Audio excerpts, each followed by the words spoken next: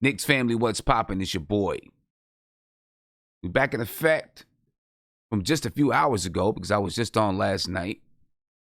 But anyway, the Knicks play the Kings tomorrow night, 6 p.m. at Madison Square Garden. And my question to you is it a must win? I know there's some guys in the chat that think it's a must win. Is it a must win? Do we have to beat the Sacramento Kings to salvage this season? Let's talk about it.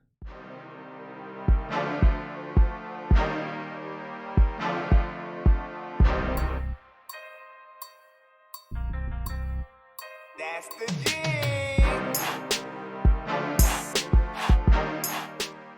All right, ladies and gentlemen. Hope you had a great Saturday.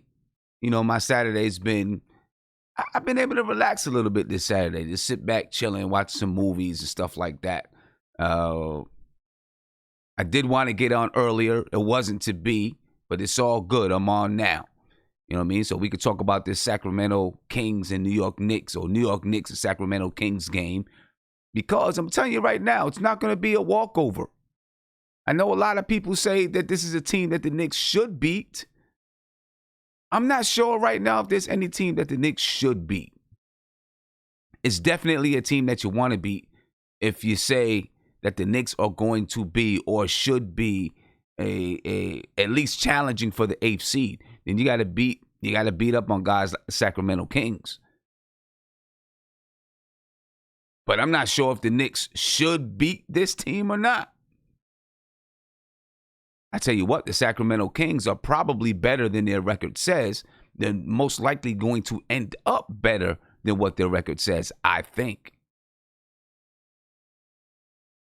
But we're going to get in it. We're going to talk about it. I'm pretty sure some people are going to have some things left over from last night's loss to the Boston Celtics at the buzzer by Jason Tatum. He knocked it out the park. Good play. Listen, it was well defended. It was very well defended. It just wasn't to be, but it was well defended. You know, and that was all R.J. Barrett who defended that shot, you know. But is it a must win? Do we have to beat the Sacramento Kings? Let me tell you something. The upcoming schedule for the New York Knicks. The next 20 games, let's just say that, the next 20 games for the Knicks, you got some really good teams, some really, really good teams, not coming up immediately, but down the line. And then you got your mediocre teams, right? You got your teams that you say, well, the Knicks should win. You got Sacramento, Dallas. I don't know if Dallas is a team that you say the Knicks should win against. Like I said, I don't know if any team you say the Knicks should win against. That Dallas game is going to be obviously an amped up game. 2 Dallas games in the next 2 weeks. Cleveland. Right, and then we get to a tough stretch. We looked at it last night, but we'll take a look at it once more. Real quick before we get into this breakdown on what's coming up for the New York Knicks and why this game could very well be a must-win in a way that the Knicks really have to use this game as a springboard for the next 8 games, or the next 7 to 8 games, whatever it is, so the Knicks can start to get on top of their record. Even up that record if we can. Last night when we were talking, we said we need the Knicks to go 6-2 in this stretch. So if you weren't with us last night, that's what we said. That we want the Knicks to go 6-2 during this stretch. Let's take a look at the stretch that's coming up. New York Knicks, ladies and gentlemen, are 1-5 on the season so far. And look, let's be real. That 1-5 record, I know it's 1-5, but we played some tough teams during that record. We played the San Antonio Spurs. As a matter of fact, let's take a look back. We're going to show some of the previous games. Let's do that. All right. So, let's take a look at it. So far, the Knicks have played the Spurs. They lost 120 to 111. Right? But the game, you know, the score, they ended up losing by 9, but they had a lead in the fourth quarter. The Knicks had a lead in the fourth quarter. They lost it. They couldn't hold on to it. Then they went to Brooklyn. They held a lead in the fourth quarter. As a matter of fact, the Knicks held a lead with a minute left in the game in Brooklyn. But they had a closer, Kyrie Irving, who was able to close the game for the Brooklyn Nets. The Knicks lost to the Nets. The home opener, I was there. Some of you were there. The Knicks lost 118-95 in the home opener in what turned out to be a blowout. The Knicks were in the game up until the third quarter. Maybe midway through the third quarter, the Knicks were right there in the game. They held a lead at halftime. Wasn't able to close the deal. They had a closer. The Celtics had a closer. The Knicks couldn't close the deal. Finally, the Knicks got a win versus the Chicago Bulls, a team that you and I would probably say they should have beat, and they beat them. The only team so far on their schedule that was not in the playoffs last season. Spurs were in the playoffs. The Nets were in the playoffs. The Celtics were in the playoffs. The next game, the Knicks go and they play Orlando. Right? The Knicks lose it, 95-83, scoring problems. Scored only 83 points to a team that has a very good defense, number 2 defensive team in the league at the time. Also, another team that made the playoffs last season. I believe they made the playoffs last season. If not, they were right on the crust. I have to go back and look at it. But yes, I think they made the playoffs. And a team that will probably or should or maybe could make the playoffs this season, the Orlando Magic. And then, last night, they played the Boston Celtics. And the game went back and forth. It's a good basketball game. The game was tied with 6 seconds left, or however many seconds left. And Jason Tatum knocks down a deep 2 to win the game. All right. So, there it is, ladies and gentlemen. The Knicks are 1-5 on the season. They've had a lead in just about every game that they've played. They've also been down double digits in just about every game that they played, except for last night's game. They got down 7. That was the biggest lead that the Celtics held last night. So the Knicks were able to stay in contention throughout the game. They didn't have to fight back, scrap back, scrape back. But they couldn't pull it out, obviously. All right, but they fought. And I think this team will continue to fight. But they've had a lead in every game. Even the Celtics game that they lost, they started off with a lead. So, hey, look. This is where we are. We're 1-5 on the season now. We have the Sacramento Kings tomorrow night. And this is why some people say it's a must-win. Because it starts a stretch. It begins a stretch of games that are very, very winnable for the Knicks. A stretch where if the Knicks can actually even up their record if they win ball games. Well, clearly if they win ball games. They play the Sacramento Kings. Then they play the Detroit Pistons. Then the Dallas Mavericks.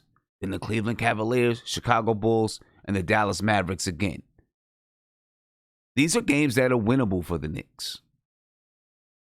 After the second game with Dallas, they play Charlotte. Then they play the Cavaliers once again. The Knicks, if the Knicks want to even up their record, they want to build their confidence, if they want to be ready for the next stretch, they've got to go at least 6-2. At least 6-2. Much easier said than done. But it's got to start tomorrow night. And that's why I think tomorrow night is a key game. If it's not a must-win, it is a very, very key game. Because tomorrow night at 6 p.m. at Madison Square Garden, when the Knicks play the Kings, they can jumpstart a winning streak. right? They can jumpstart these wins. That's what we need, ladies and gentlemen. So we need tomorrow night. But I'm going to tell you what. The Sacramento Kings are coming off of a very good win versus the Utah Jazz. A close win. Just like the Knicks last night, lost a close game to the Celtics.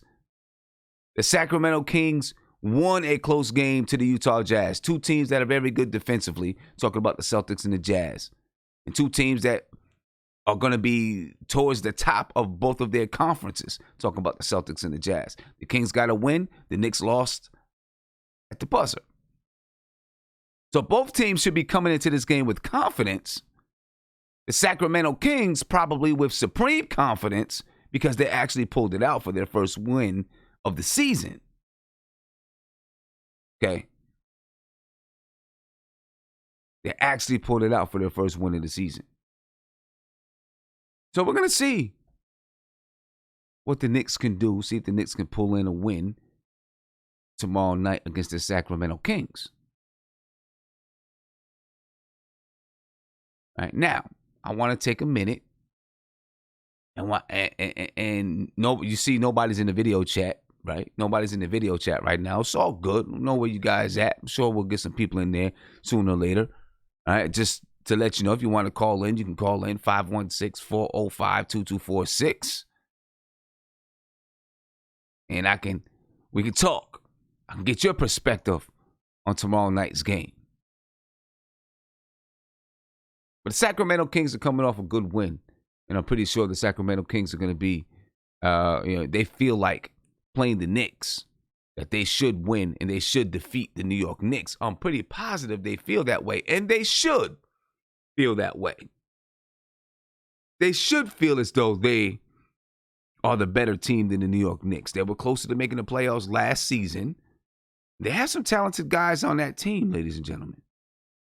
They have some really talented guys on that team.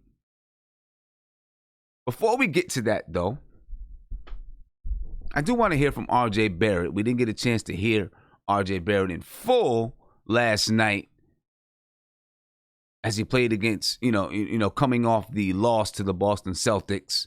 So I do want to listen to R.J. Barrett. We'll get a chance to listen to R.J. Barrett in just a second. Then after we listen to R.J. Barrett, we're going to go ahead and we're going to break down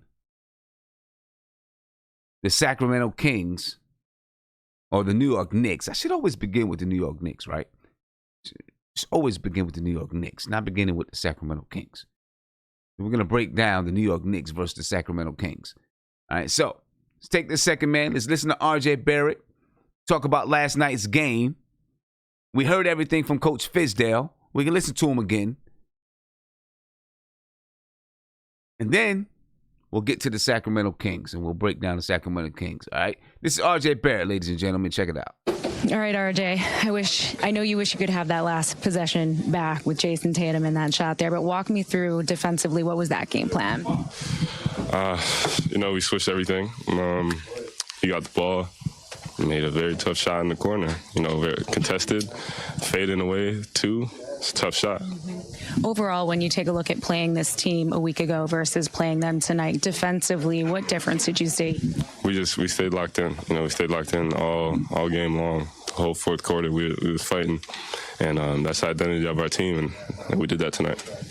Big night for Marcus Morris. You guys were behind him every step of the way. He put this team on his back down the stretch late. What did you see from him tonight? We were trying to find him. We know, today is his night. It was his night. And we did the best we could to find him, and he made some incredible shot, big shot at the end to tie the game, and that's the type of stuff he could do. So happy to have him on our team. A lot of talk about the ball movement this early portion of the season. What did you think of it tonight? It was good. It was good. That's what we've been working on, and every game you can kind of see some improvements. And today we moved the ball well, so it was good. What about Frank, starting point guard? What you see from him tonight? Big time. Frank's big time, knocking out some huge shots for us. He played Kemba hard all game long, and it's great to have somebody like that on your team. You could think Kyrie obviously hit that big, very difficult shot against you. Yeah. Jason hits this one. This is just indicative of how good these players are, and then getting a good glimpse of that. We are the best players in the world, aren't we? Yeah. I mean, you give a good player. That was good D. Just, better off. You ever play him and pick up at Duke? Jason did? Nah, never. Frank, I know it's hard to accept a loss on a night when this team wins most of the hustle plays, but defensively, what did you see from your Knicks So I team guess we're going to hear from Frank Ntilikina and all these guys. Like we said, we tried a different coverage against that team of Boston, and we executed it. And I think we did a good job. Like we said every time, even with being 3 weeks and a half, a month together, switching coverage like that was hard. We took the challenge and we did it. I think we did a good job at it. And it's another playoff team against us that we hold on to not that many points, and we stay in the game until the fourth quarter. So it's a positive thing for us.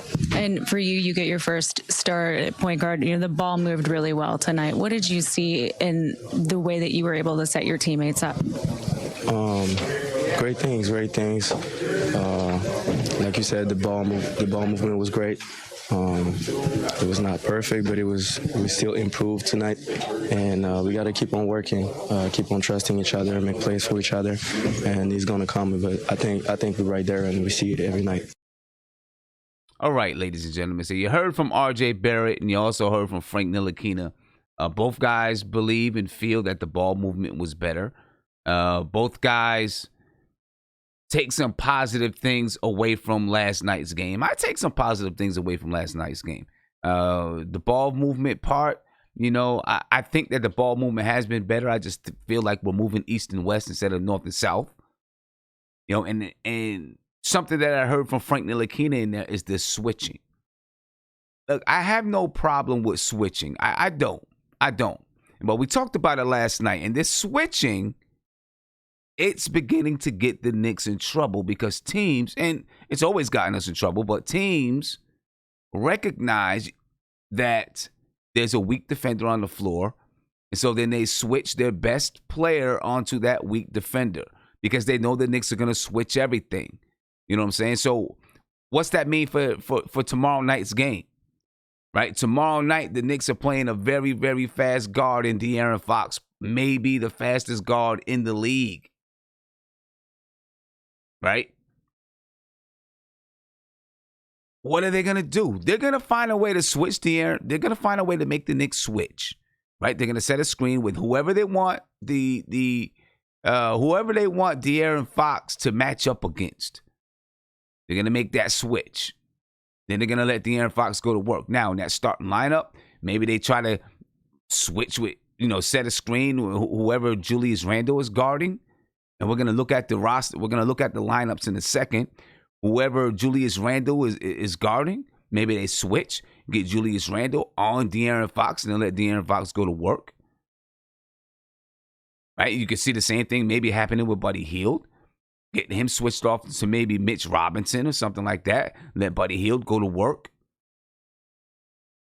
There were so many times last night, not the big build-up. I don't want to say a huge build-up, but people wanted to see, can Frank Ntilikina do the same thing to Kemba Walker as he did in FIBA? I didn't think it was going to happen. This is the NBA, in a different team. Not just because it's the NBA, but it's a different team. So everyone's going to have their schemes and strategies, and the Knicks obviously have their strategy of switching. So there were so many times that Frank Ntilikina was switched off of Kemba Walker. Right? He was switched off. So it was somebody else defending Kemba Walker. And obviously, when you, in the end of the game, Kemba Walker hit a big three. Frank Ntilikina was on him. So I'm not saying that Frank was going to shut him down, but there were a lot of times with Kemba Walker, somebody else was guarding Kemba. And I can see the same exact thing happening tomorrow night. You know what I mean? So I'm going to take a quick second. I'm going to look at, I got Kareem in the video chat. So I'm going to take a second. We're going to look at the lineups real quick. And then we're going to talk about these lineups and how we match up. Right? We're going to talk about how we match up with these lineups. And, yeah, see where we go from there, ladies and gentlemen. So right now, the lineups look like this. You got Frank Ntilikina matching up against De'Aaron Fox. You got R.J. Barrett matching up against Buddy Hield. Marcus Morris against Harrison Barnes. Julius Randle against Nemanja Bjelica. See that? I've been practicing. Nemanja Bjelica. I feel proud of that. And then you got Mitchell Robinson matching up against Rashawn Holmes. All right, so that's the matchups for the night. And look, that Frank Ntilikina and De'Aaron Fox, Frank Ntilikina has his work cut out for him. Obviously, he's been up against Kyrie. He against Kyrie a little bit this season. Well, one game. Actually, Frank Ntilikina didn't play in that game. So he's been up against Kemba. Right, he's been up against Kemba Walker. Who else did Frank Ntilikina have to guard so far this season? Who else did the Knicks play? I got to go back and look at the schedule to see who else he went up against, because my memory is fading from me right now, ladies and gentlemen. But anyway, tomorrow night he plays De'Aaron Fox, so it's another tough matchup. You know what I'm saying? In Orlando, he had DJ Augustine, Markelle Fultz. Chicago, I forgot whoever the point guard was in Chicago. So, but right now, this is probably the fastest guard in the league in De'Aaron Fox. We're going to see what Frank Ntilikina can do. But if they constantly switch, I don't know if that's helping or hurting the team, ladies and gentlemen. You got to have all 5 of your guys on the floor have to be good defenders if you're going to switch.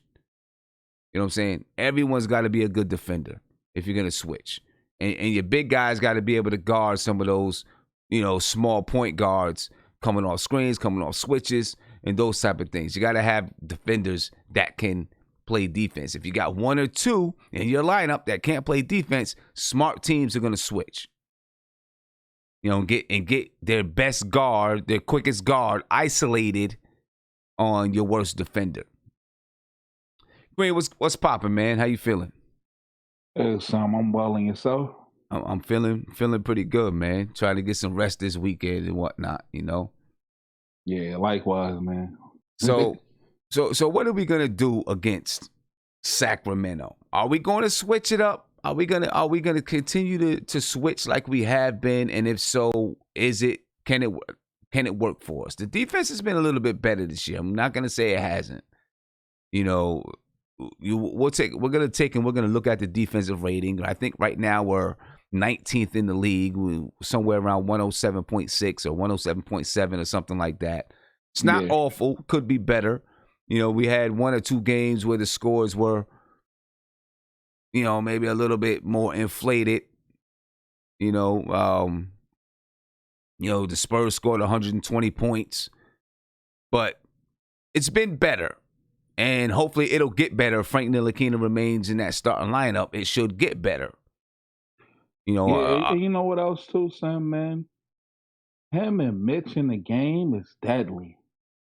When they play together, it's too much length on the court, and the opposing teams have problems against that. I don't know if you noticed the game against Boston, and I'm saying this in reference to how we can be successful tomorrow. Did you notice that we played zone at times and it worked? They started passing east and west like we do. Mm-hmm.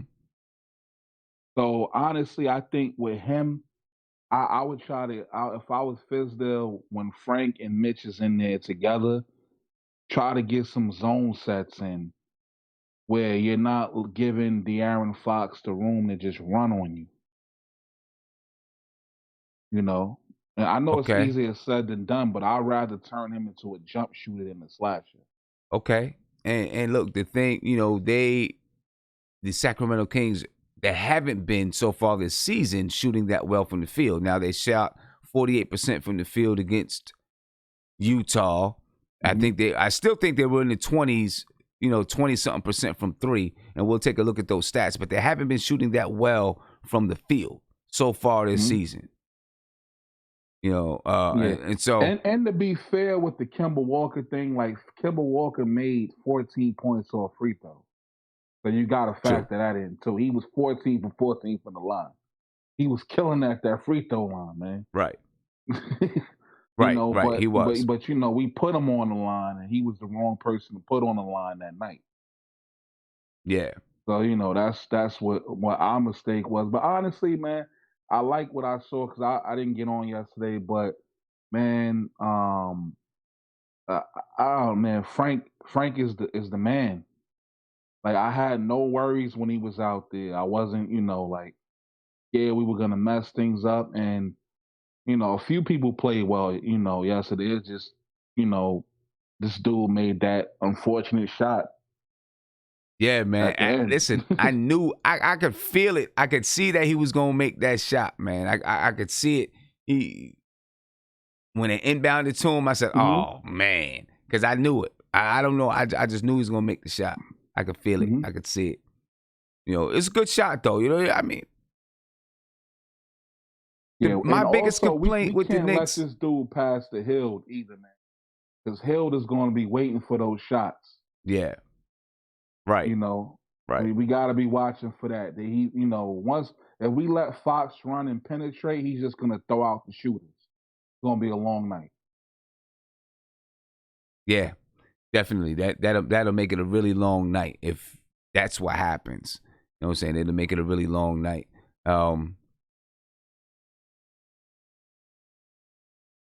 The Knicks,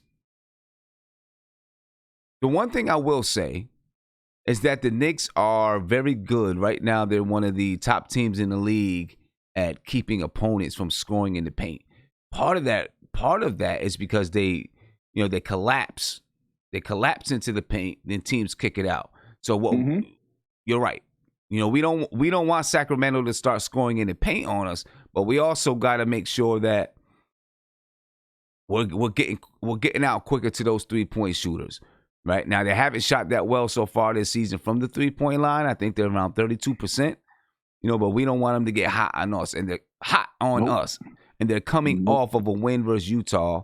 And although they didn't shoot well from the 3-point line versus Utah, you don't want them to get going. You know what I'm saying? And I'm sure they're feeling confident coming off that win, and they're ready to get going. You know what I'm saying? So, listen, this is what I'm going to do. I'm going to go over a couple of stats. Yeah. All right, look at a couple of stats, and then I'm going to get right back to you. All right? So, again, ladies and gentlemen, the Knicks playing the Sacramento Kings tomorrow night at 6 p.m. at Madison Square Garden. All right, so make sure that you are ready to watch the game. I may even call it. I'm not sure. I got to see what's going on. If I don't have if I don't have a lot of things going on, which I usually do, I might just call the game. I got to see what's going on. If you get a notification that I'm calling the game, then join in. All right. So what we're going to do right now, we're going to look at some stats, man. We're going to go over some stats. Some important stats, I think. And then we're going to look at some, not just, we're going to look at some keys to the game and what I think the Knicks need to do to win this game. All right. So do me a favor, subscribe to the channel. Ring that notification bell. You'll be notified anytime I go live, drop a video, or post to my community section. All right. If you're on Sportscaster, follow me on Sportscaster. Make sure you share this out on Twitter, Facebook, Instagram, all that good stuff. All right. So let's take a look. We're going to go back. We'll look at the starters again. Then after we look at the starters, we'll go ahead and look at some of this other stuff. All right. Again, you got Frank Ntilikina, RJ Barrett, Marcus Morris, Julius Randle, Mitchell Robinson starting for the Knicks. For the Sacramento Kings, it's De'Aaron Fox, Buddy Hield, Harrison Barnes.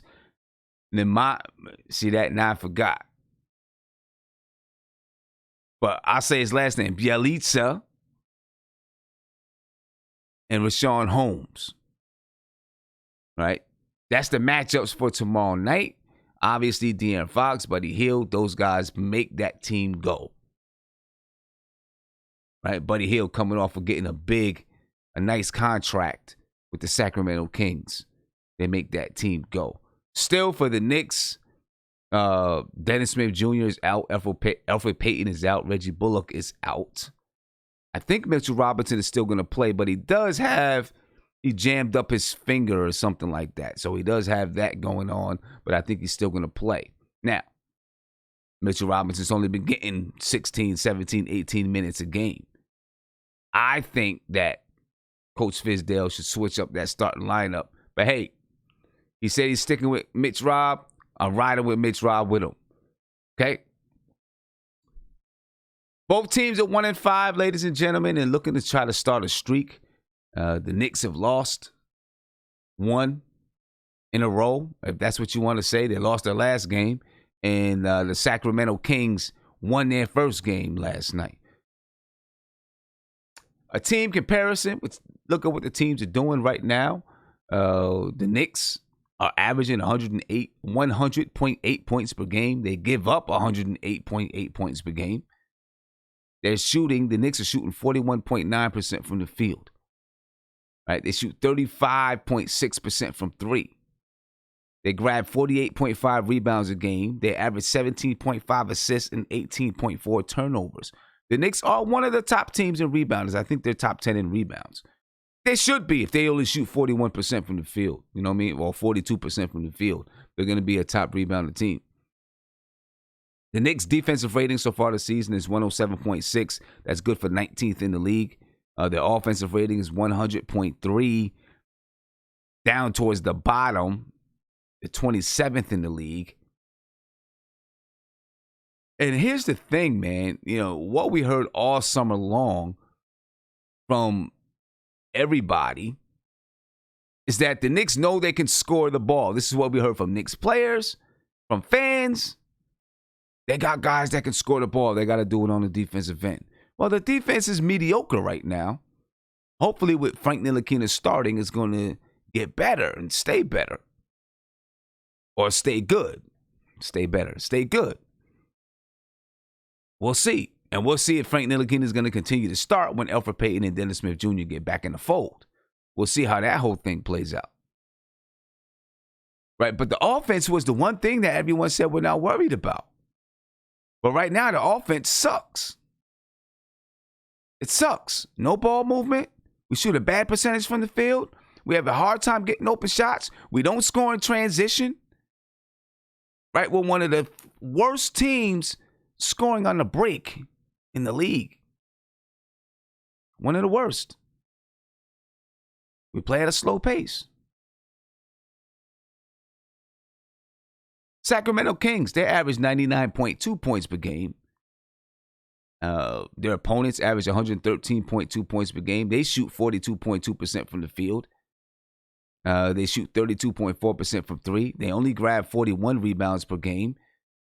Their assists, they average 17.8 assists per game, and they average 19.3 turnovers per game, I believe. You know, I left it off, so I'm going to have to go back and I'll make sure I get that stat and update you on that stat. I'm not sure how I left that off. Their defensive rating is 112.4. That's good for 25th in the league. And their offensive rating is 99. That's 28th in the league. So clearly, you look at their record and you look at our record, you know, we're two teams that have numbers that rate towards the bottom of the league. And we're two teams that have records that are towards the bottom of the league. All right, two bad teams. Two bad teams trying to get on track. Let's take a look at some of the keys to the game, though, folks. The first key to the game, we got to take care of the basketball. Now,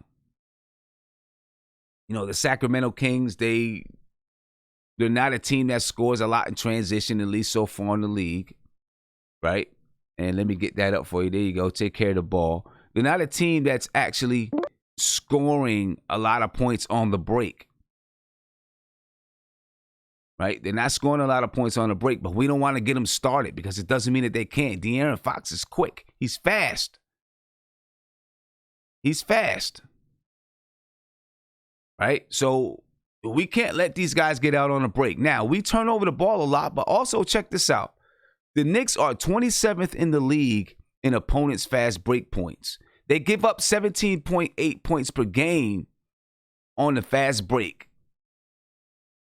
Right? So although the Sacramento Kings have not been scoring a lot of points so far this season on the break, if the Knicks don't take care of the basketball, they also don't play transition defense. Because they're giving, like I said, they're 27th in the league with an opponent's fast break. They give up 17.8 points per game on a fast break. We might just let De'Aaron Fox loose. If we turn over the ball and let De'Aaron Fox get up the floor, who's catching him? Who's catching him?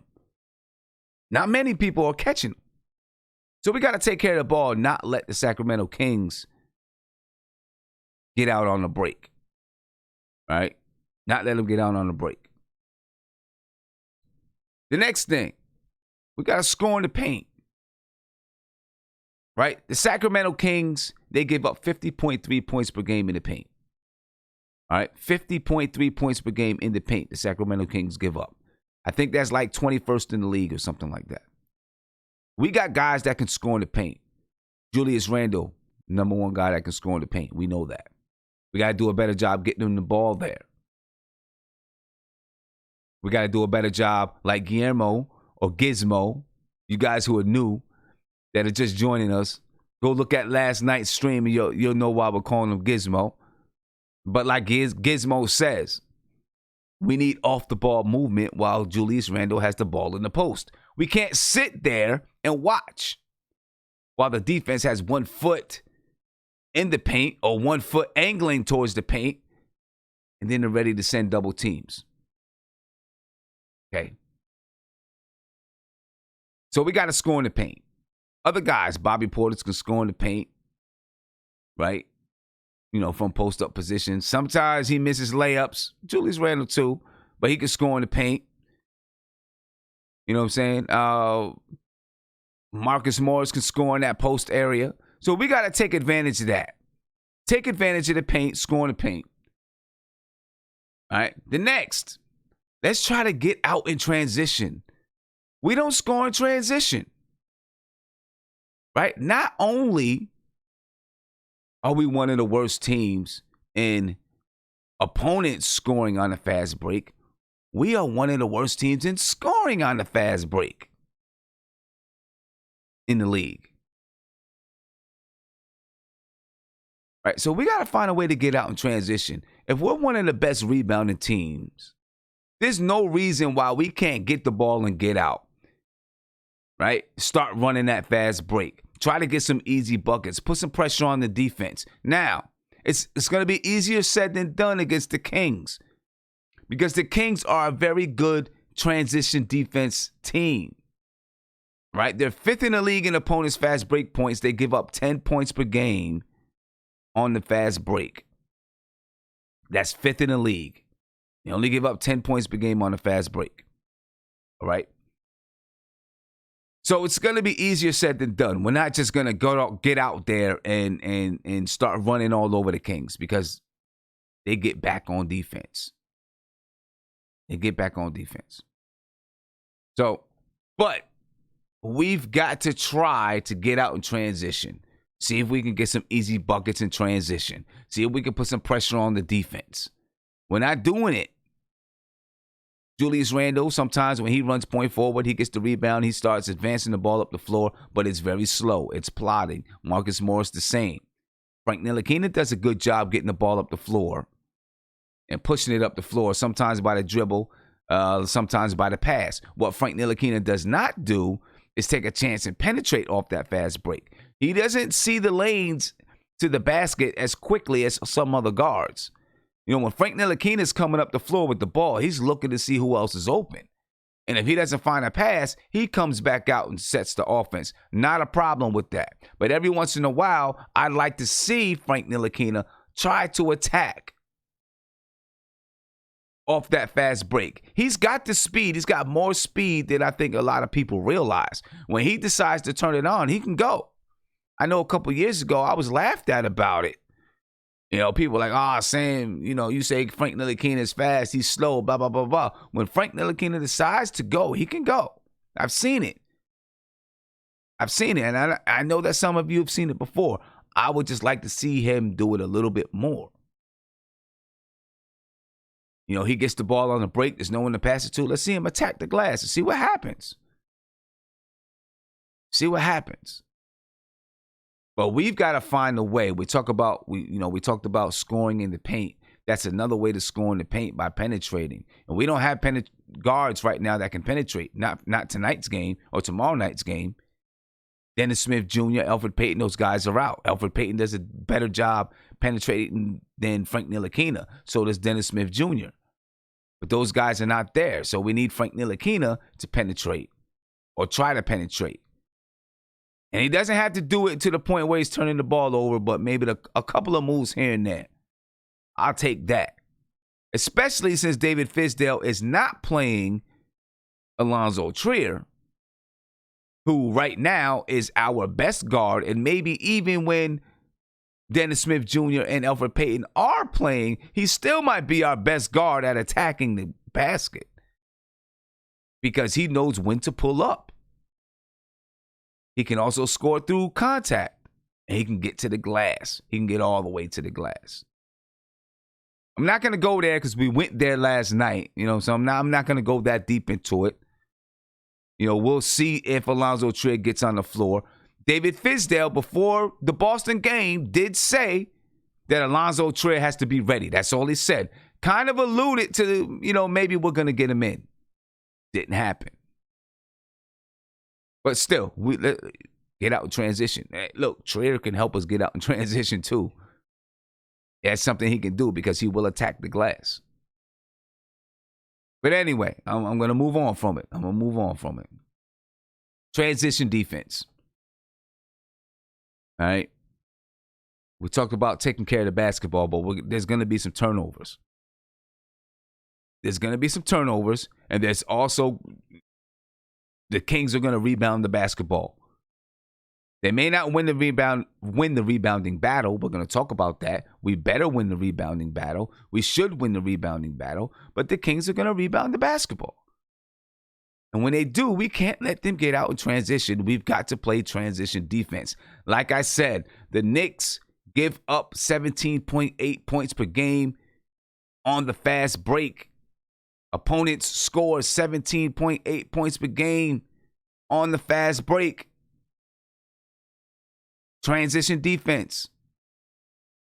Right? We're a decent defense, an okay, mediocre defensive team right now.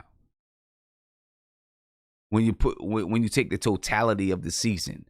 Now, the last few games, against Orlando, we only gave up 95 points. Against Boston last night, we gave up 104 points, so that's much better. Okay? It's much better. But we can make our defense even better if we play transition defense. So I want to see some transition defense tomorrow night. We got to win the rebounding battle. All right, win that rebounding battle because we average 48.5 rebounds per game. The Sacramento Kings average 41 rebounds a game. Both teams are terrible shooting teams. Okay? Sacramento Kings shoot 42.2% from the field. The Knicks shoot 41.9% from the field. Both teams are bad shooting teams. So there's going to be a lot of rebounds to be had. So the Knicks got to go out and get those rebounds. Go get the rebounds. We're towards the top of the league in offensive rebounding. Towards the top of the league in second chance points. We're going to be that because we missed so many shots. We got to continue it. Let's not let the Sacramento Kings win that rebounding battle. All right, let's control the glass. Let's clean the glass. Then no hero ball, ladies and gentlemen. If it's a tight game and we get down to the clutch, get down into the clutch, let's trust each other a little more. I do like that Fizdale said we trusted each other a little bit more in the clutch. Let's trust each other a little bit more in the clutch. Right? If we can trust each other in the clutch, get the ball to who's hot, or get the ball to whoever has the best shot, hopefully we'll be successful, right? So those are my keys to the game. Again, take care of the ball, score in the paint, get out in transition, play transition defense, win the rebounding battle, and throw the hero ball garbage out the window and just play good basketball. Whoever has the best shot takes the best shot. Whoever is hot gets the shot. Right? That's what we want at the moment, ladies and gentlemen. That's what we're looking for. So, if you want to call in, give me a call, 516-405-2246. If you want to join the appearing, whereby.com/NBK. Join me in the appearing. All right. I want to talk Knicks, man. Again, subscribe to the channel, folks. Ring that notification bell. You'll be notified anytime I go live, drop a video, or post in my community section. I'm coming back to Kareem. And, tell me, man, Kareem. Yeah, Sam. First, I'd like to start by saying this. In respect to your channel, is 453 people watching, 37 likes. We need to get them likes up. Yes, sir. Get them up. So the channel could get out. We get you to 10K, man. You need to get to 10K, man. Trying to get there, bro. Hey, the other night, man, there was 2,000 people on. 1.9 Yeah, I know. I saw it. yeah. 1.9 thousand people on there, man. I was like, okay, people. And all we were doing was a preview of the Knicks versus the Celtics. So that's what's up. That's big. That's big time stuff right there. Yep, we got about 130 more people to go before we get to 10K. You know what I'm saying? So we're gonna get there. Yeah, definitely, man. But yeah, I actually I like that breakdown, man, because and I would love to see. I'm gonna watch the game tomorrow, definitely, because I want to see why both teams have the record. We know why the Knicks have it, but I want to see why they have the identical record. That we have. See what kind of mistakes they make. But I saw someone write in the chat too that we need more pick and roll, and I definitely agree, because imagine how unstoppable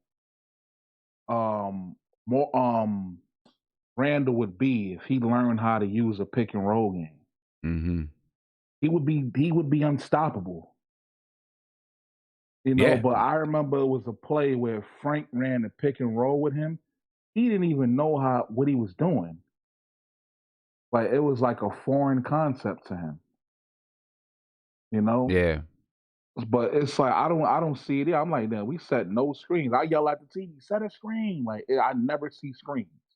Yeah, we don't set many off-ball screens. The only time I see us set screens is when Wayne Ellington is in the game, and it's really just one play that they do. Wayne Ellington is in the corner, and they set a double screen so that he can come off those two screens and come off the top of and catch the ball on the top of the key. Yeah, and also we use the screen and roll more. That's how you get the switching and get a favorable matchup. Right. Like other teams do. Yeah. Because you spoke about Frank going to the basket. Not only does he have the speed, he has the size. Mm-hmm. He needs to learn how to use his size more. He's bigger than most opposing point guards. Abuse them. Use your size. Use your length. Use your over 7 foot wingspan, man. Yeah. and look, I keep advocating for a lineup that has Bobby Portis, Mitchell Robinson, Wayne Ellington, Kevin Knox, and your guard Frank Ntilikina in the game, and then use Mitchell Robinson in the high screen and roll, because you got shooters that can spread the floor. You should be able to get some clean looks at the basket for Mitchell Robinson. One, I just want to get Mitchell Robinson more involved in the offense. Right? Get him more involved in the offense. Get him doing something besides standing there looking around. And I'm telling you, Mitchell Robinson on the floor with Julius Randle, to me, with Julius Randle and Marcus Morris, those three guys together Mitchell Robinson, Julius Randle, No, Marcus Morris. I agree. Somebody got to come off the bench. Yeah, and I think honestly, I think it's either you start Portis, but that will leave us vulnerable in the paint, or you take out Morris and bring in Knox starting. That's the, you know what I'm saying? Like, because it's all politics, and this is the NBA, so you're not going to sit your $60 million man to come off the bench. So that's not going to happen. That's not going to happen. That's not going to happen. But you're doing this $60 million man a disservice because you're not getting him the ball in his spots. And to be fair, Morris is not playing the way he played last year. He's trying to think instead of playing. Right. He's thinking too much. He's putting the pressure on himself because this is the first time he's the guy. Mm-hmm. You know, and he shouldn't, you know, overbear himself with that title mentally. Just play. Yeah. And see, I see a lot of times, man, when my thing with Mitchell Robinson and Randle on the floor is this. Mitchell Robinson has, you know, he can't spread the floor all the way out to the 3-point line. And so what happens is this. Julius Randle has the ball in the post. Mitchell Robinson kind of goes to the short corner because that's about where his range is, in the short corner, right? And then when Julius Randle makes a move, Mitchell Robinson's guy leaves and double teams from the backside. You know what I'm saying? And then another guy rotates down just in case Julius Randle can dump the ball off to Mitchell Robinson. You know what I'm saying? So someone's there, and Julius Randle gets a double or a triple team with somebody coming from the backside, and he can't see that person coming. You know what I'm saying? Hopefully the Knicks are looking at film and seeing that person coming, and he can think about that. But one way to alleviate it is to not have Mitchell Robinson and Julius Randle on the floor together.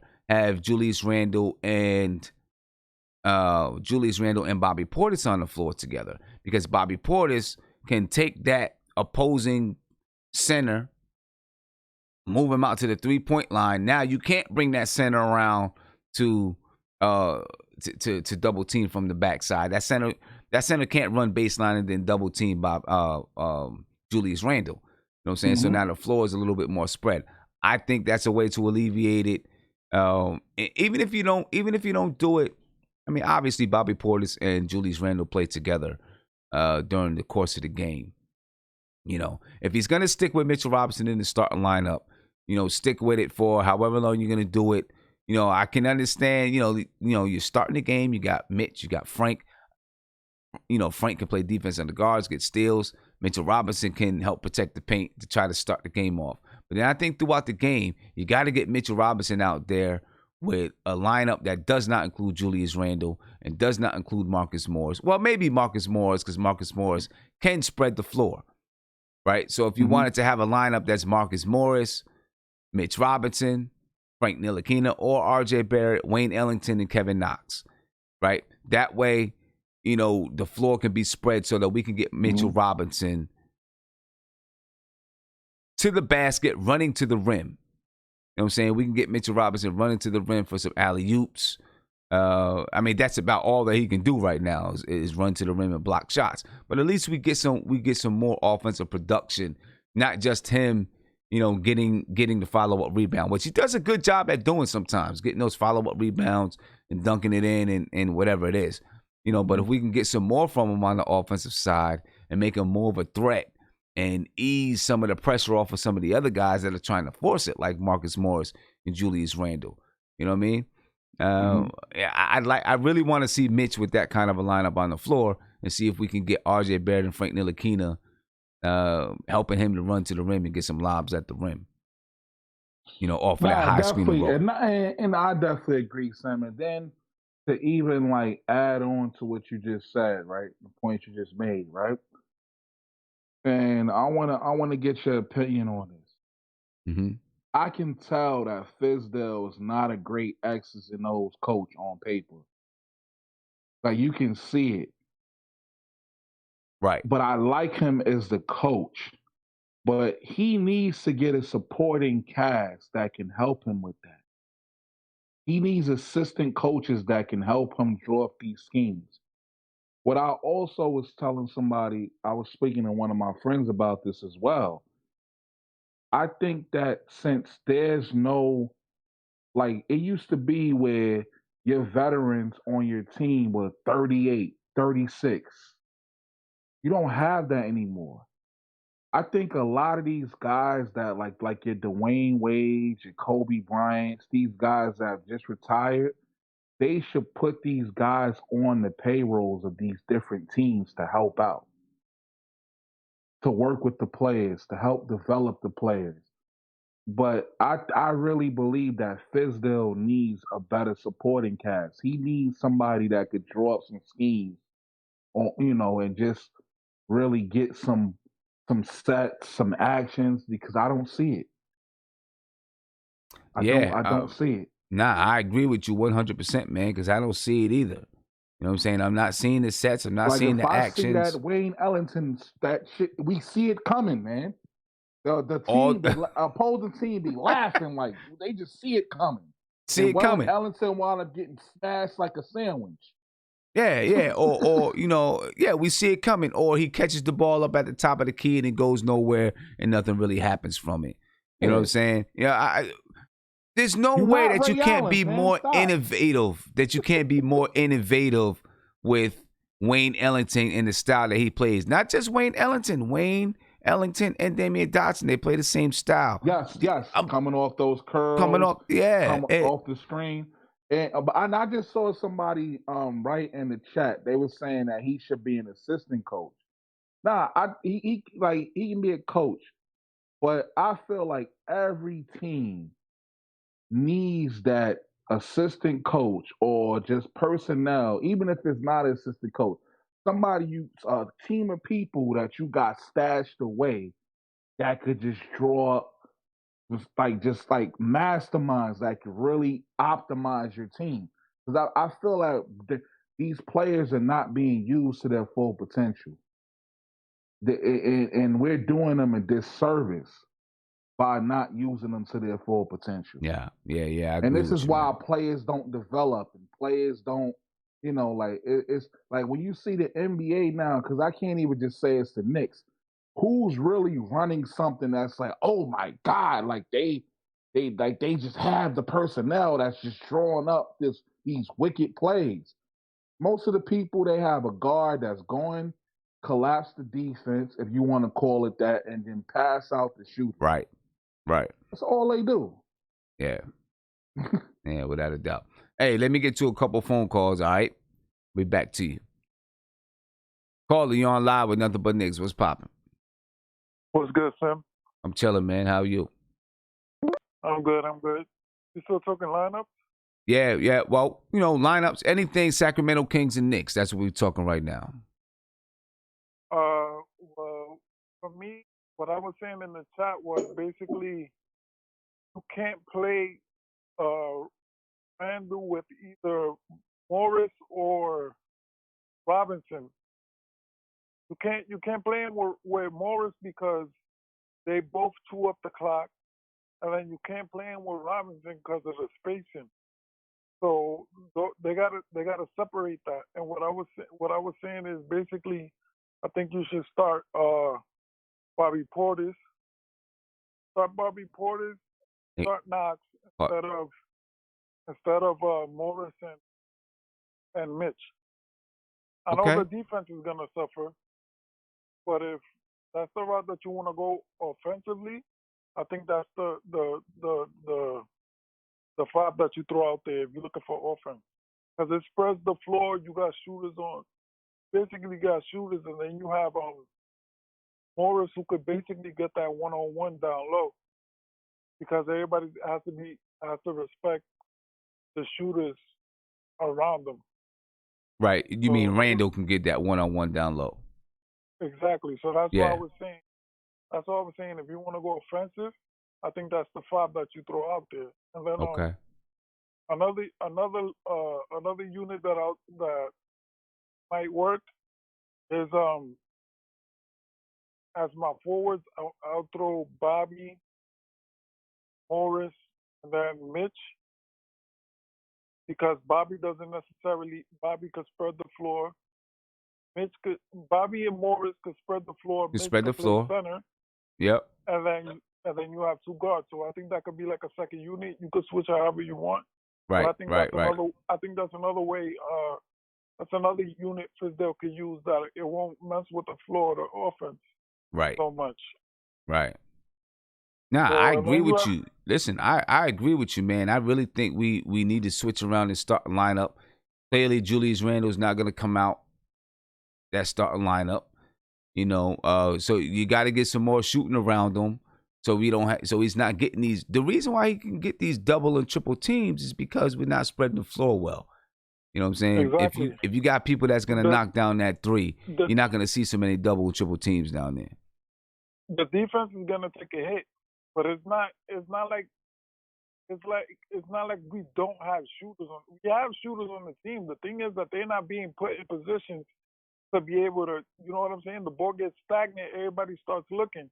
That's the reason why Ellington is playing right now, because Ellington is a dude that's constantly moving. So that helps the offense, even if people don't see it. I noticed it yesterday. I'm like, yo, like even though this dude is not scoring, he's helping the offense get the ball moved around, because he's constantly moving. So they got to respect him. When he's not in the game, and say like it's Trier, and let's say Morris has the ball in his hand, everybody starts ball watching, but that's not the case with Ellington. Ellington, he keeps moving.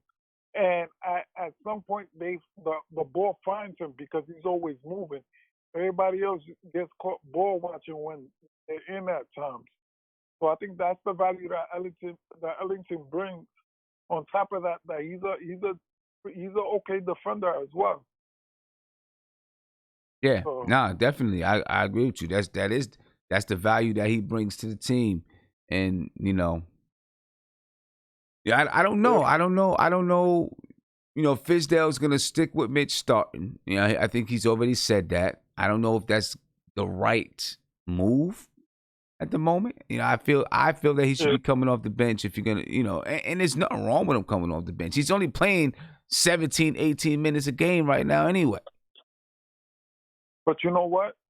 If Fizdale is smart, all right, say Fizdale wants to get off to a defensive start, right?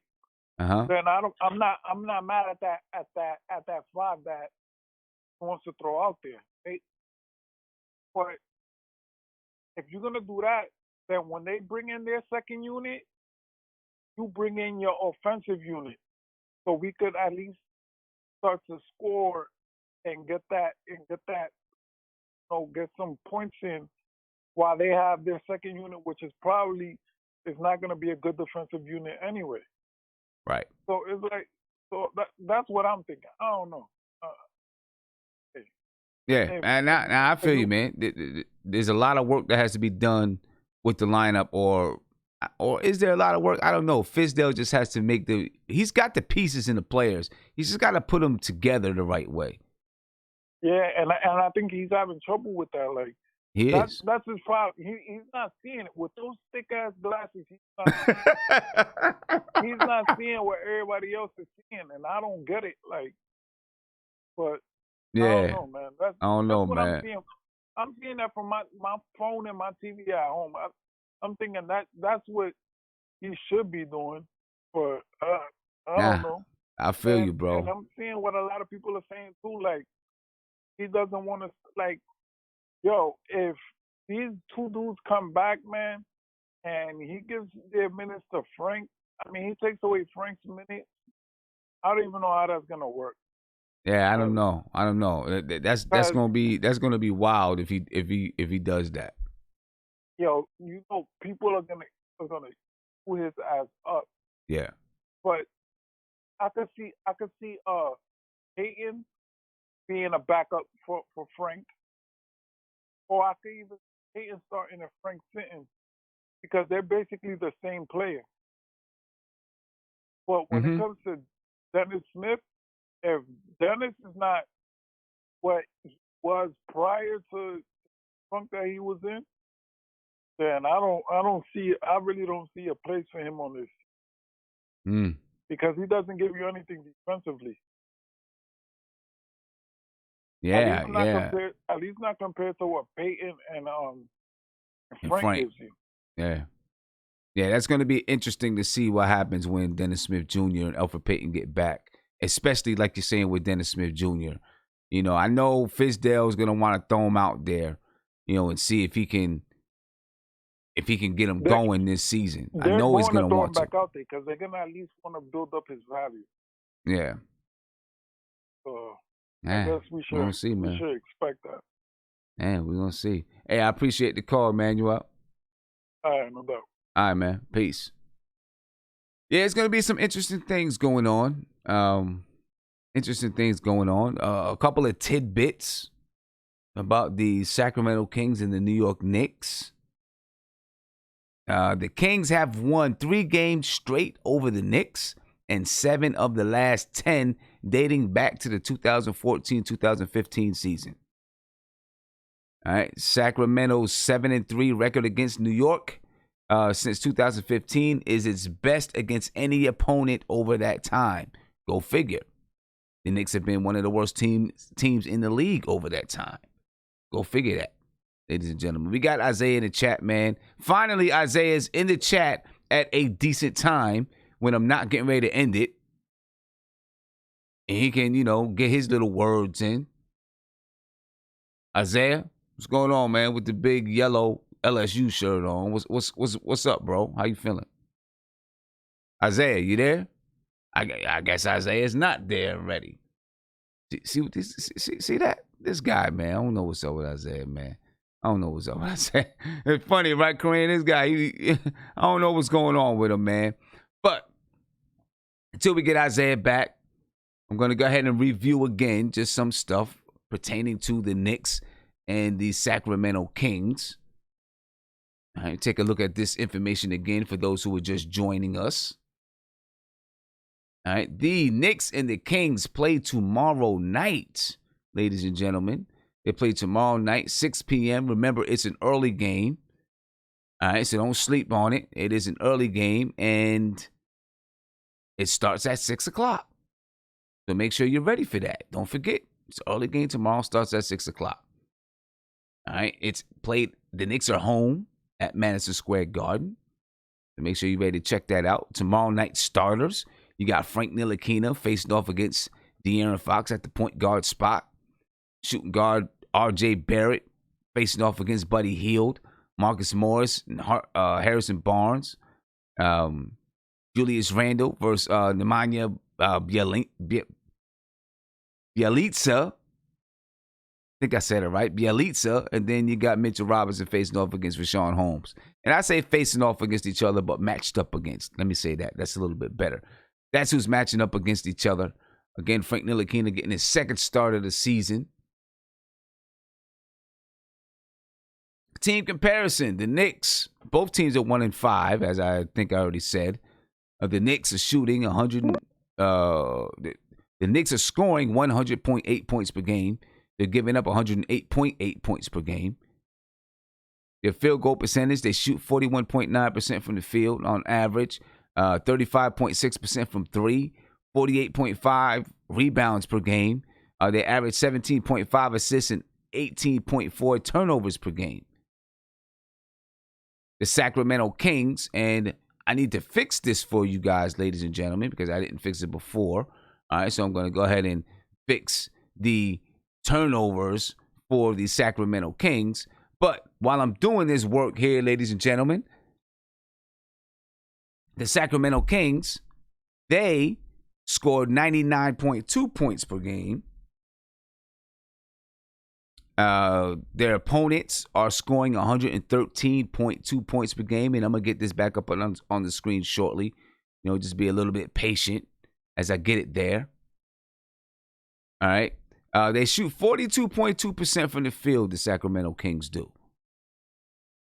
All right, so the Knicks have got to take care of the glass, ladies and gentlemen. All right, I got this back over there now. Good. All right, the Sacramento Kings are shooting 32.4% from 3, They grab 41 rebounds a game. They average 17.8 assists per game and 19.3 turnovers per game. Right? The Knicks defensive rating is 107.6. That's 19th in the league. The defensive rating for the Sacramento Kings is 112.4. That's 25th in the league. The Knicks offensive rating is 100.3. That's 27th in the league, towards the bottom.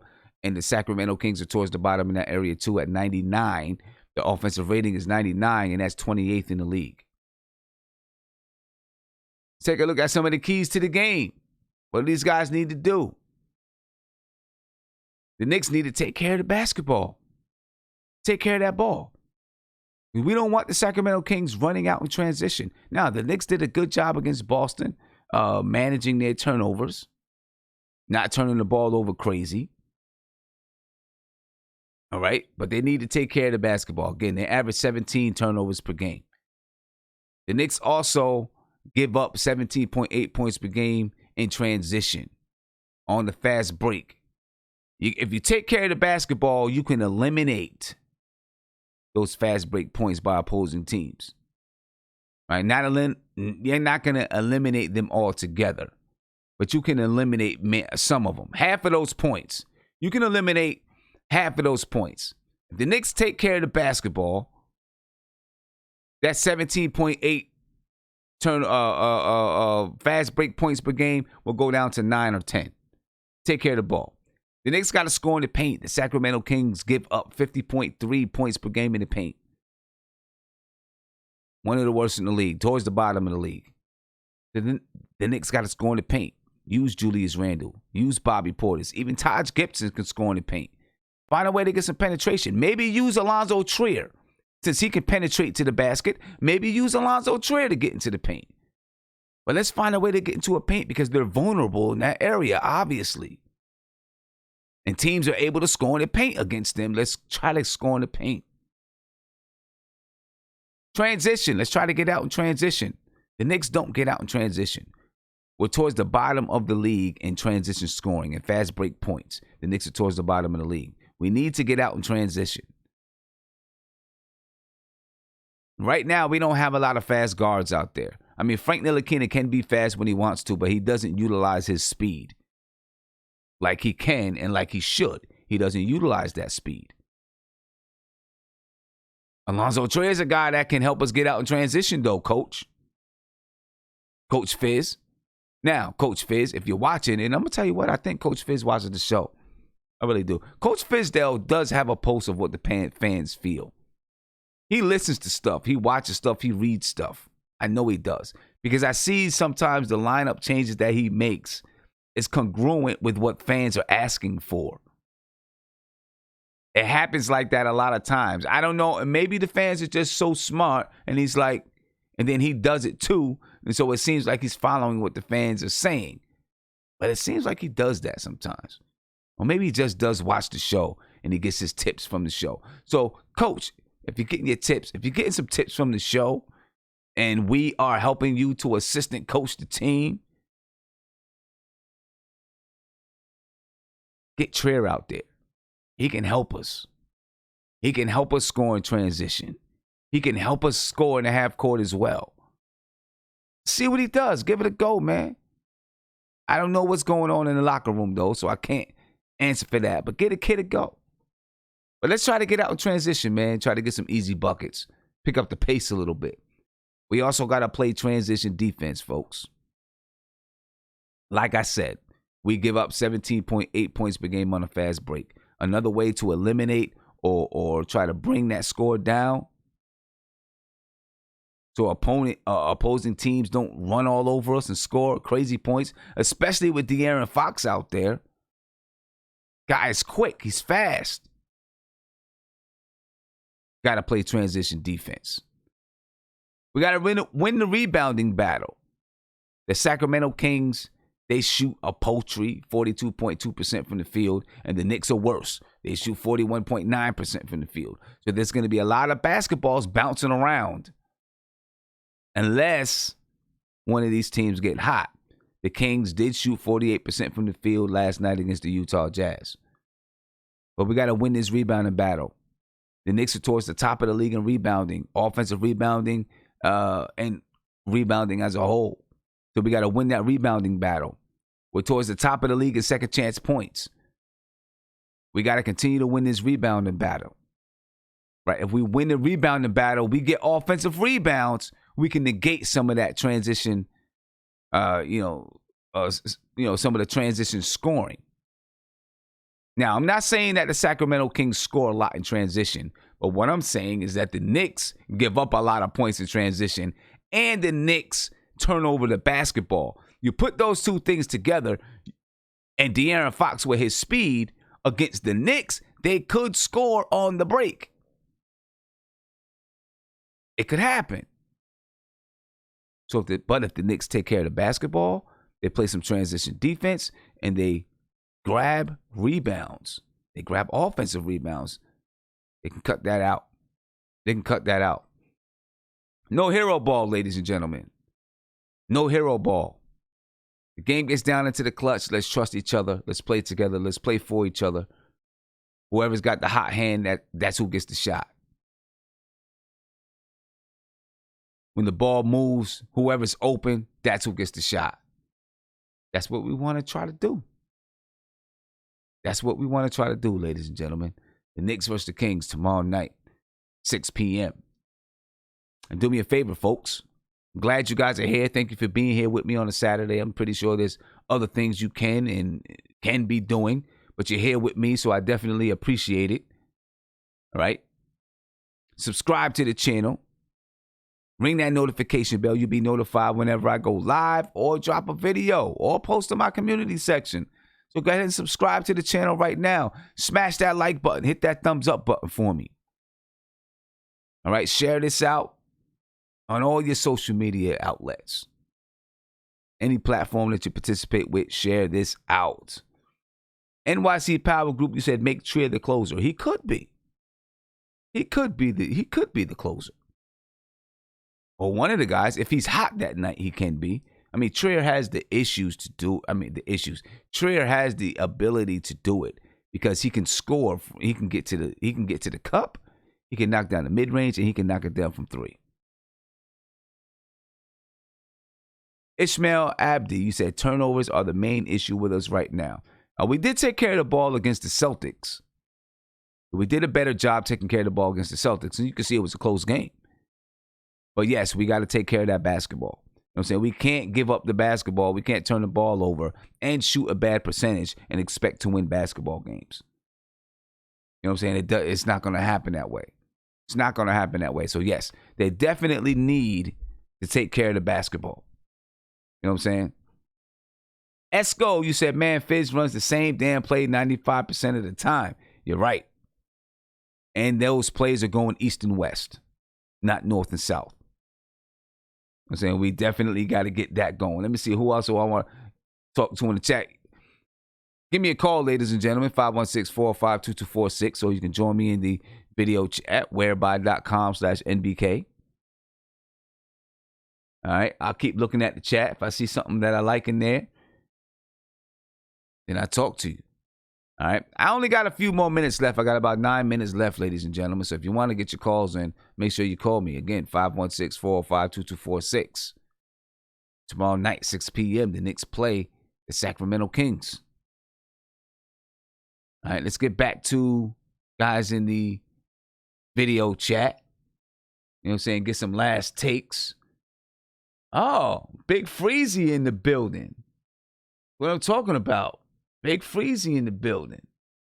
Feeling that. And then I got my man in purple. I don't, in the building. I don't know, I mean, it's just all purple. I don't know what's going on. You know what I'm saying? I don't know. Big Freezy. What's good with you, Freezy? What's up with you, brother? How you been? Man, I'm all right, man. How you been? I'm chilling, man. I'm doing pretty good. I'm chilling. Yeah. Yeah, so what do you think? What do you think about this game tomorrow? Man, I'm looking forward to it, man. I'm excited. I'm excited to see what Frank can do against top level point guards and such. You know what I'm saying? Excited about us starting to move the ball around. The Kings are in the same situation that we're in somewhat. where they failed on getting the free agents that they wanted. So they're just going to play the young guys and the guys that they have on their bench and stuff. So we'll see. Is this a must win for the Knicks? Hell yeah. Okay. Yeah. No, it's definitely a must win. It's a must win because this is like a measuring stick game for us. You know what I'm saying? It's are we who we think we are, or did we overrate ourselves? You know what I'm saying? We played the Celtics pretty close, and all the other playoff teams pretty close. But if we lose to a team that we think is not as good as us, then that means we have to reevaluate who we are as a team. You know what I'm saying? Yeah, if we lose to the Kings, and especially if they give us the business, yeah, man, we gonna have to reevaluate some stuff. Yeah, I agree with you, man. I agree with you, and we want to start off. We have a little bit of a soft stretch in the schedule. We need to take advantage of this soft stretch, and so we got 8 games coming up, and all of them are winnable. We need to take advantage of these games. I'm hoping we can go 6-2 in this stretch. That's what I'm looking forward to. Well, I'm optimistic, man. I think all the games that we played this year, we had a legit shot at winning all those games. Mm-hmm. Unfortunately, some things didn't go our way. We missed some in the blowout game to the Celtics. We missed a few shots towards the end of the third quarter, beginning of the fourth quarter that could have, if they would have gone down, the outcome of the game would have looked different. You know what I'm saying? Right. And the same thing with the Spurs game where it's nip and tuck. A few shots go in, guys pass the ball instead of, looking to be the hero. I think we could have probably pulled that game out too. So I think we're a pretty good team, but definitely if we lose to Sacramento tomorrow, we definitely have to reevaluate. Yeah. Yeah, we're gonna see. I got my man over here with the purple with the purple haze, man. Haze, Jimmy purple Hendrix. haze. Yeah, the purple haze. You know what I'm saying? Purple haze. What's poppin' with you, brother? I can't hear you, my man.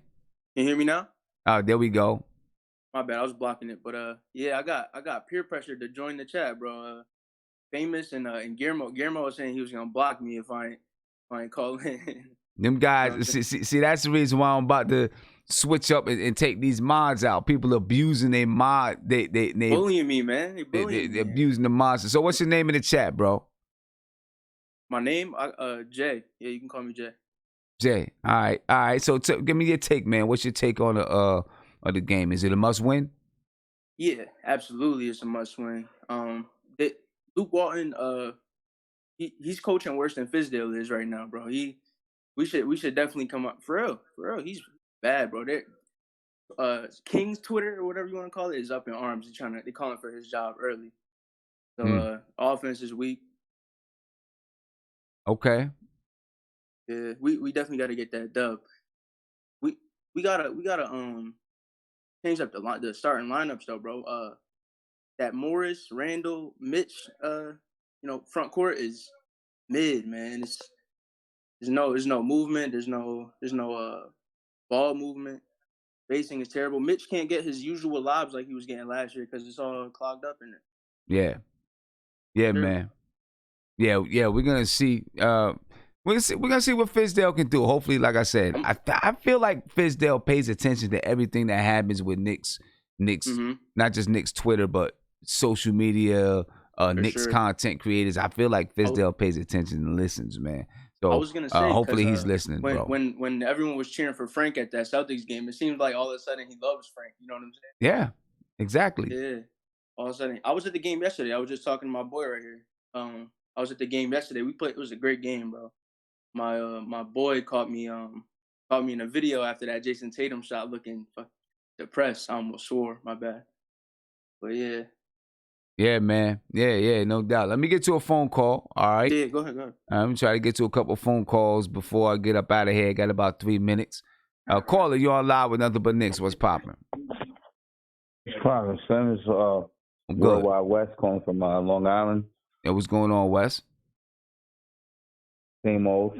Just over here, just contemplating how the Knicks can turn the season around. Stop getting all these moral victories and get an actual victory. Get a You know? yep. Is this But a must win for the Knicks?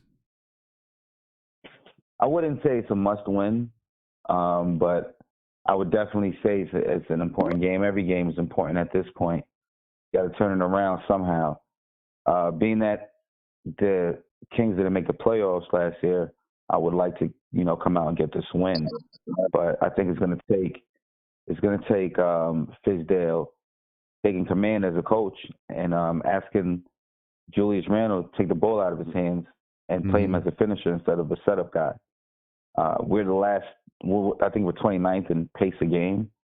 And if you notice, I'm not saying anything brand new because I wanted to call so many times, but half of these callers were basically saying everything I wanted to. But if you take the ball out of Julius Randle's hand at the top of the key and you give him the ball down low where he should get the ball, where he's capable of scoring, it'll put us in position to win the game. They don't have shot blockers. They don't have anybody who could really guard us at the rim. I don't know if they have a big body. I'm not sure even who their big men are. They're a guard-oriented team. Julius Randle could eat. I think that I'm pissed off at Julius Randle, and I'm pissed off at Fizdale. But I do think that the path for success for Julius Randle is there.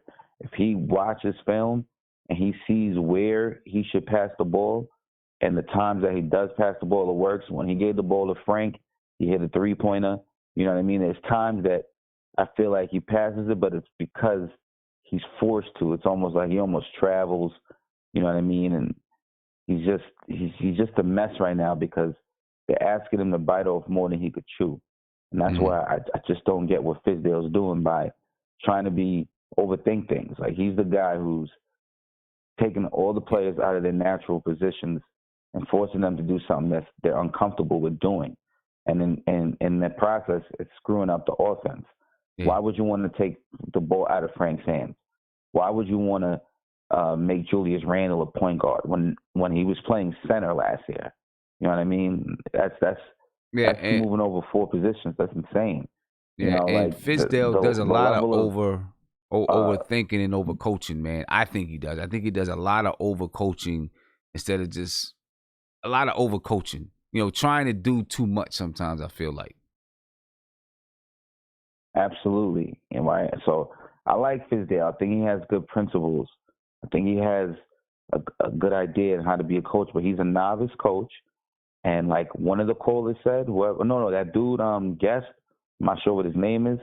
He said he was right that Fizdale needs to get the right guys around him, offensive gurus, guys who could put together a system, and it doesn't have to be such a complicated system. It could just be perpetual motion. There's just no movement off the ball. When the strong side has the ball, there's just nothing going on the weak side. Not even a down pick for Knox to come up and just keep the defensive players honest. They're just sitting there waiting to help.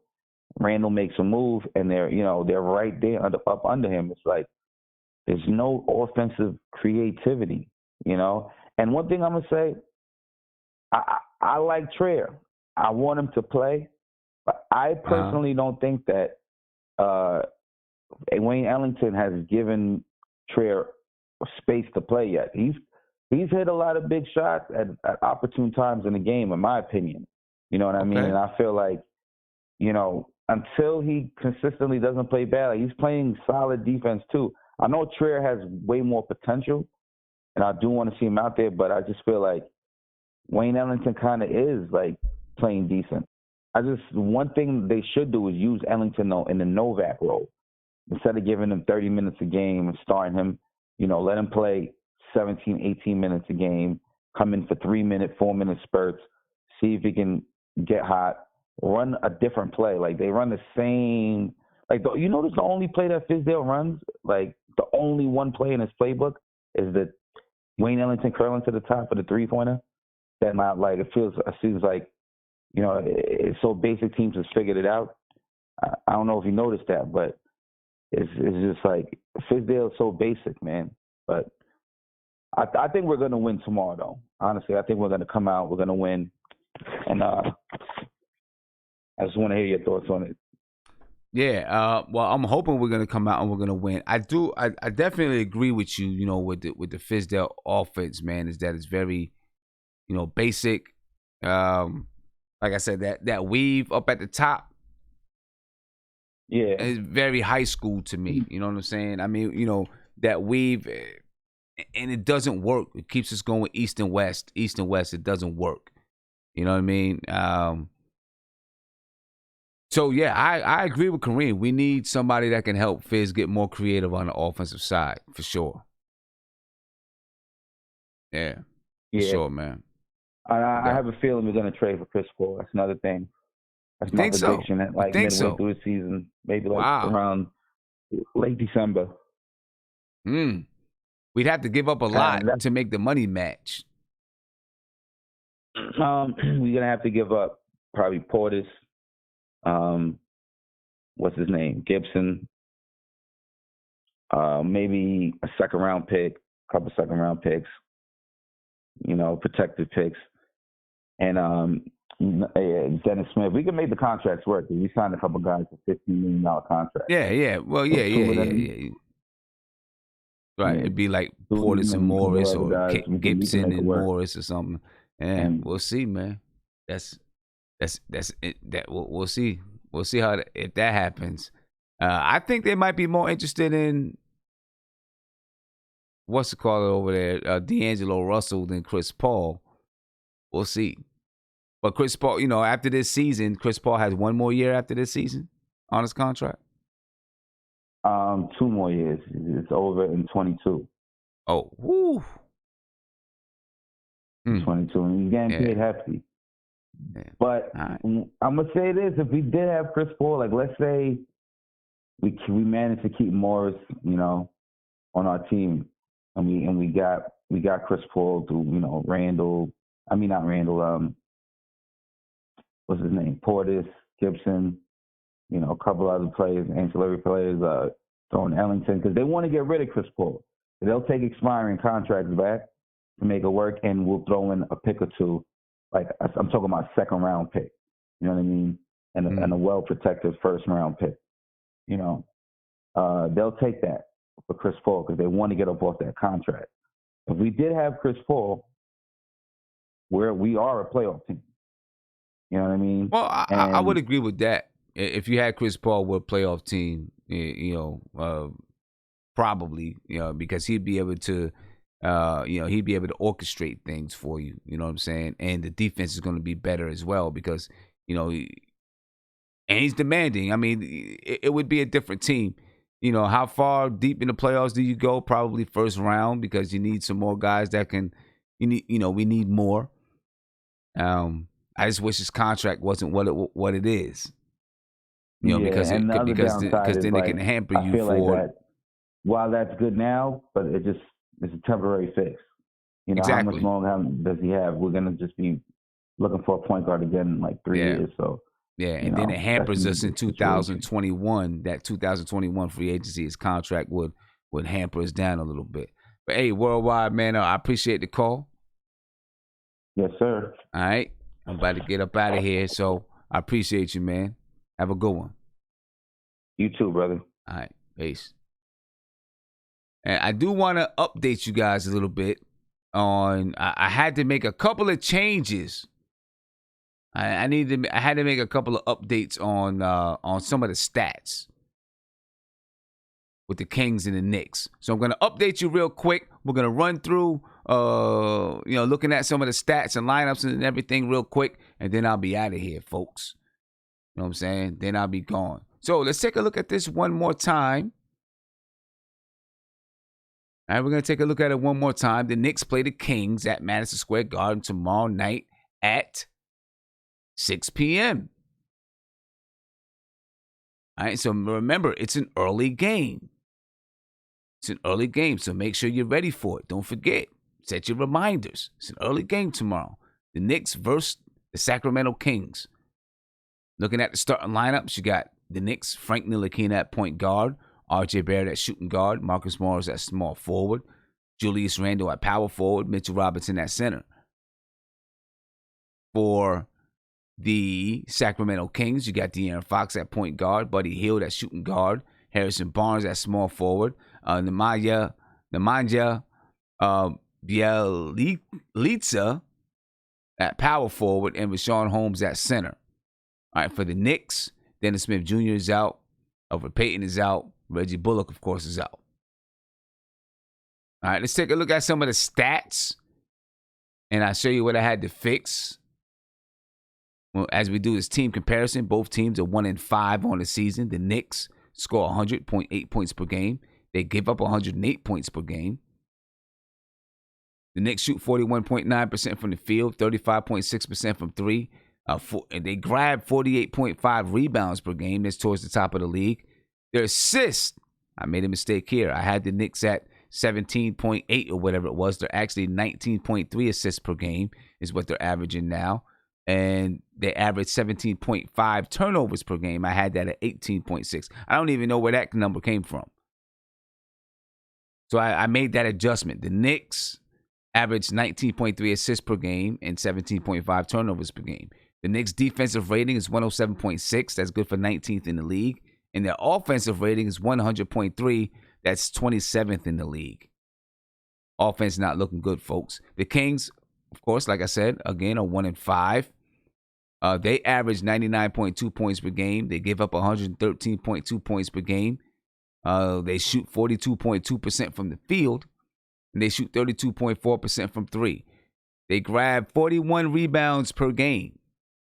Their assist numbers, they average 19.3 assists per game, same as the Knicks, tied with the Knicks, and they turn the ball over about 17.8 times per game. Or they average 17.8 turnovers per game. And I had to fix those two numbers for the Sacramento Kings as well, ladies and gentlemen. All right. The Kings' defensive rating is 112.4. That's good for 25th in the league. And their offensive rating is 99. That's good for 28th in the league. So you got two teams who have very, very similar numbers. Will be battling it out to try to go 2-5 and salvage their season at this young stage of the season. The keys to the game, folks. One, the Knicks got to take care of the basketball.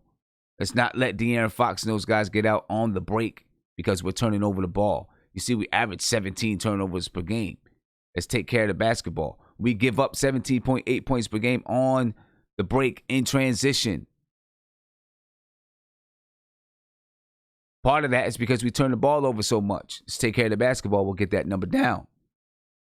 Let's score in the paint. The Kings give up 50.3 points per game in the paint.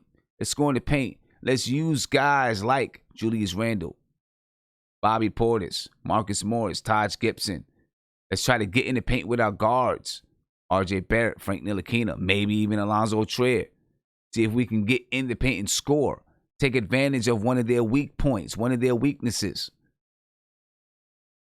Let's get out in transition.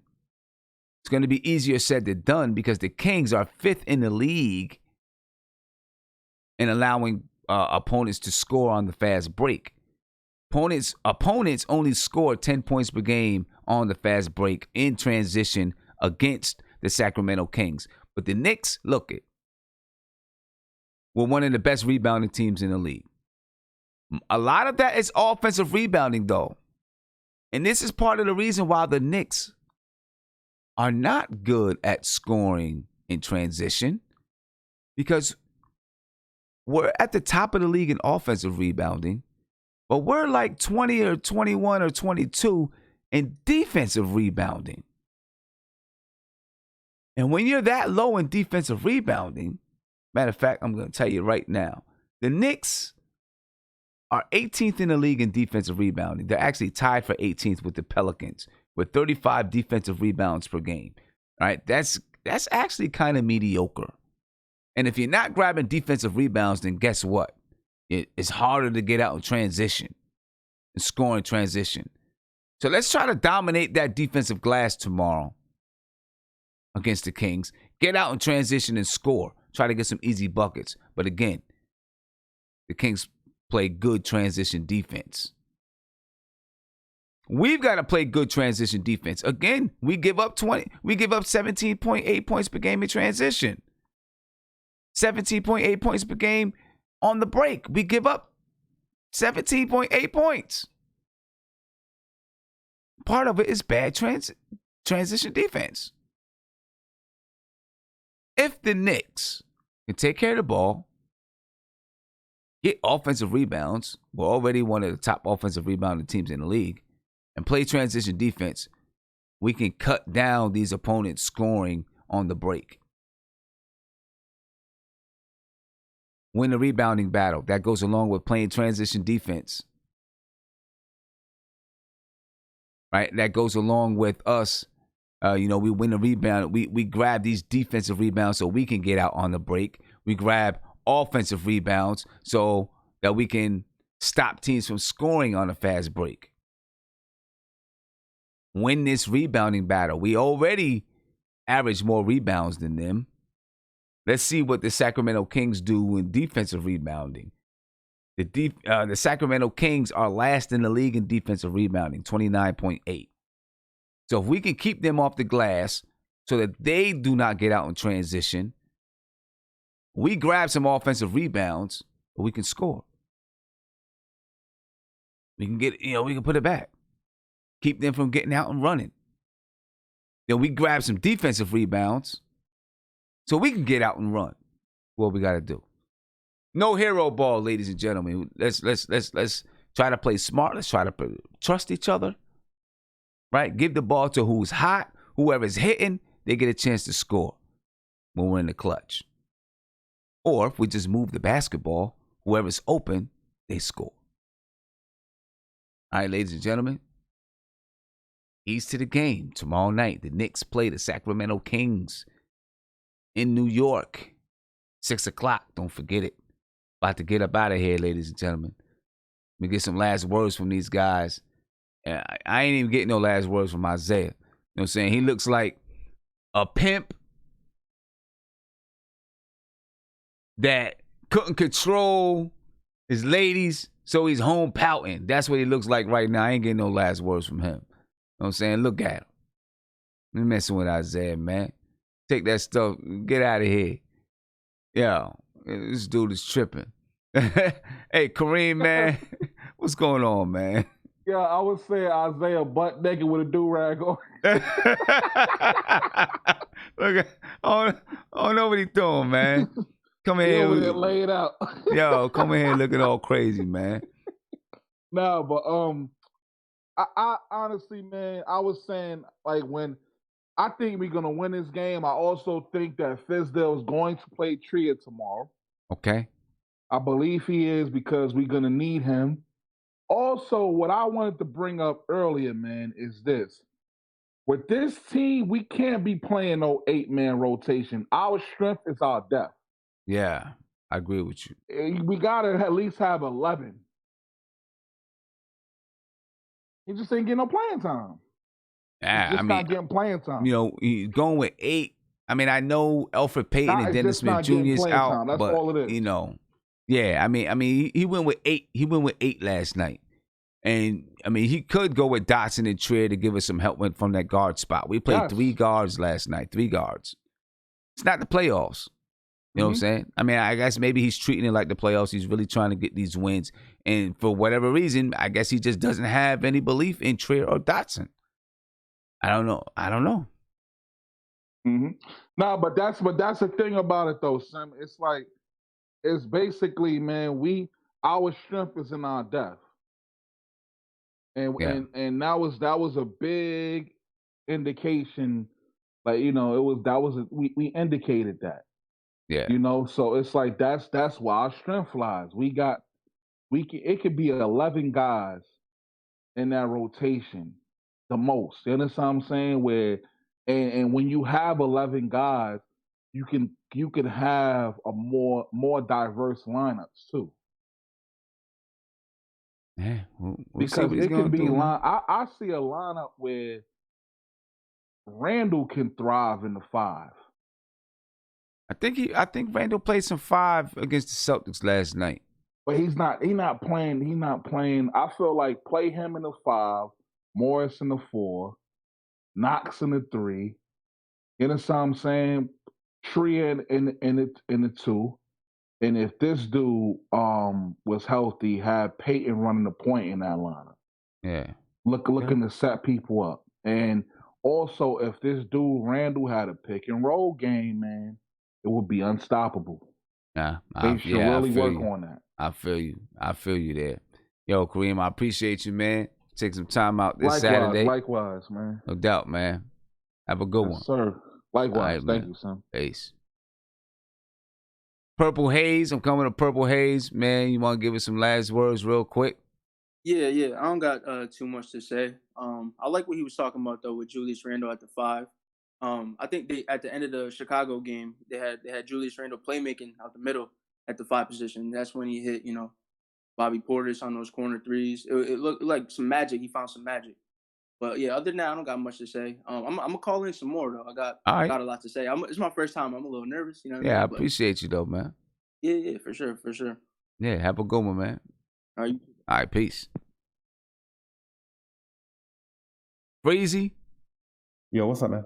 Give us some last words real quick. I'm about to get up out of here. Yeah, I'm gonna do mine real quick, man. First, I just wanted to tell you, thank you, man. I met you like a couple of years ago. It seemed like when my brother was sick, and I was at the hospital, man, like in these parking decks trying to clear my mind.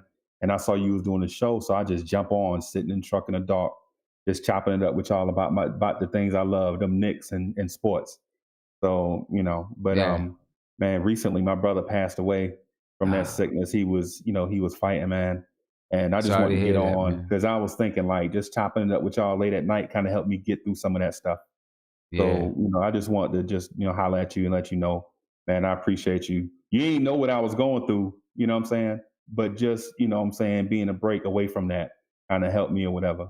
But I just want to thank you for that. And then plus, I just want to kind of pat myself on the back and brag a little bit about how I told everybody we should tank for RJ Barrett. And here we are. Here we are. Remember that? And he's killing.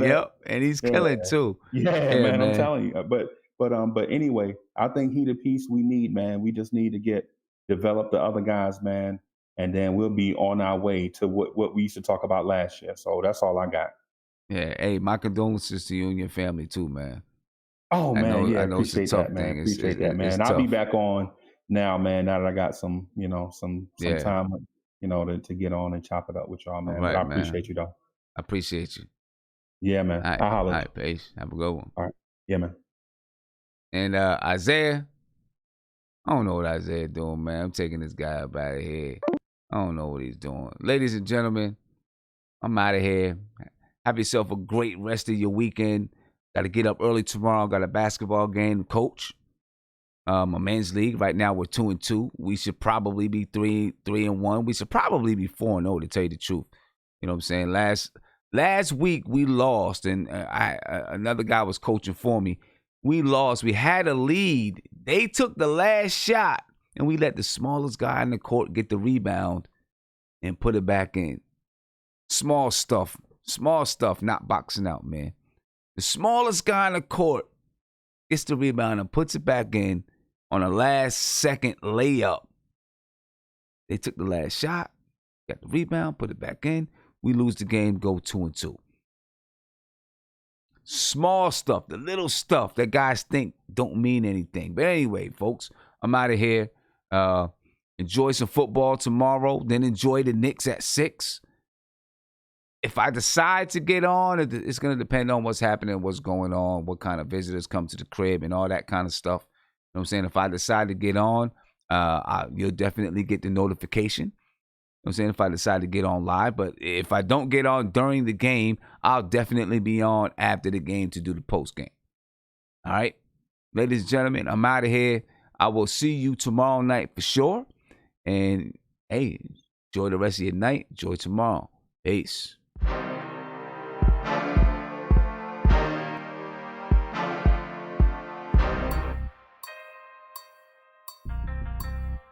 That's the deal.